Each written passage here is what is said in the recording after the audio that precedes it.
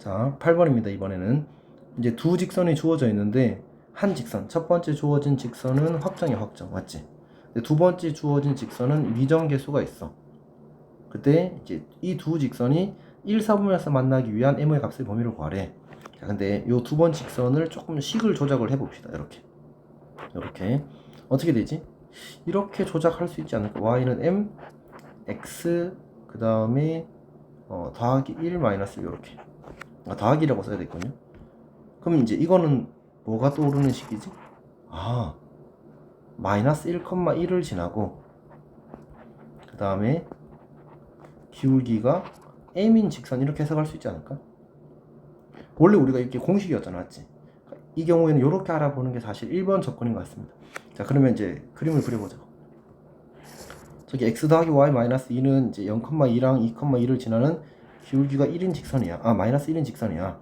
그 다음에 여기 마이너스 1,1이라는 점이 있고 요 점을 지나는 직선이 이제 요 직선인 거지. 요 직선. 요 친구. 얘가 마이너스 1,1을 지나는 직선이잖아, 맞지? 우리는 그때 이제 그 직선의 기울기가 얼마라고? m이라고. 그리고 문제에서 요구하는 뭐지? 이 직선이 요 밑줄 친 요 직선이 누구랑 만나는? 기울기가 마이너스 1은 이 x 더하기 y 마이너스 2는 0 직선과 만나기를 원하는 거야. 편의상 얘를 L이라고 하자. 이 L이라는 직선과 1선면에서 만나게 하고 싶어. 1선면 어디지? 여기부터 여기까지 부분과 만나게 하고 싶은 거야. 그때의 m의 값의 범위를 구하라는 얘기지. 그럼 어떻게 하면 되겠어? 얘를 이렇게 그리면 1선면에서 만나네. 그럼 이때 m 값을 구하면 되는 거잖아, 맞지? 근데 우리는 그 m을 하나만 구하는 게 아니라 그 m의 모든 범위를 구하라는 얘기야. 그럼 이렇게 생각할 수 있지 않을까? 결국 기울기고 우리가 항상 이제 만나다 만나지 않는다는 정확히 경계가 되는 포인트가 있겠지. 다시 말해서 여기를 지날 때, 그러니까 이 직선을 이렇게 지나게 되면 여기까지는, 그러니까 기울기가 이거보다 클 때는 만날 거고 기울기가 작아지다가 정확히 이 점을 지나는 그 순간 안 만날 거 아니야. 그러니까 결국은 요 때의 기울기보다 더 큰 m 값을 가지면 되는 거지. 같은 방식으로 이 기울기보다 더 가파르면 이렇게 해서 안 만날 거 아니야. 1, 4분면에서. 그러면 요때의 기울기를 구해서 그보다 기울기가 작다를 하게 되면 이제 만나게 되는 거지. 우리는 그 두 경계값을 찾고 싶은 거야. 요거는 여기 어차피 0,2라고 했잖아, 맞지? 기울기가 얼마야? x1 커지는 동안 y도 1 커져서 기울기 1이 되는 거야. 그 다음에 요렇게 그려질 때 요점 지난다고 하자. 요때는 기울기 얼마가 돼? x가 3 커지는 동안 y가 1 줄거든. 그래서 기울기가 마이너스 3분의 1이 돼. 이 두 기울기가 경계값인 거지. 따라서 m의 값의 범위는 마이너스 3분의 1보다 크고 1보다 작다가 되는 거야.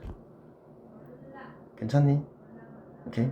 그러니까 이거보다 기울기가 더 크게 되면, 이렇게 되면, 혹은 더 작게 되면, 이제 그 사이에 그려지게 되면 이제 1, 4분면에서 주어진 녹색 그래프랑 만나게 되는 거예요. 오케이? 이게 m의 값의 범위입니다. 자, 근데 여기서 조금만 더 생각을 해보면 우리 처음 주어진 식을 다시 한번 보자. mx 마이너스 y 더하기 m 더하기라냐. 이제 우리가 이 식을 볼 때 이렇게 볼 수도 있다는 거지. 얘를 m에 대해서 내림차순 정리하면 x 더하기 1 마이너스 y 마이너스 1 이렇게 될 거야. 그때 이 친구가 x가 마이너스 1이 되고 y가 1이 되면 결국은 뭐가 돼? m의 값에 관계없이 성립하겠지. 따라서 이 직선은 항상 어디를 지난다고? 마이너스 1,1을 지난다고 이야기할 수 있어. 오케이? 그리고 m의 값에 따라서 그 점을 지나는 직선 중에 어떤 직선들이 나타나겠지. 근데 이제 이렇게만 해석하게 되면 우리가 경계를 찾을 때 지금 뭘로 접근을 했어? 기울기로 접근했고 만날 거다 만나지 않을 거다 이런 판단을 했잖아, 맞지?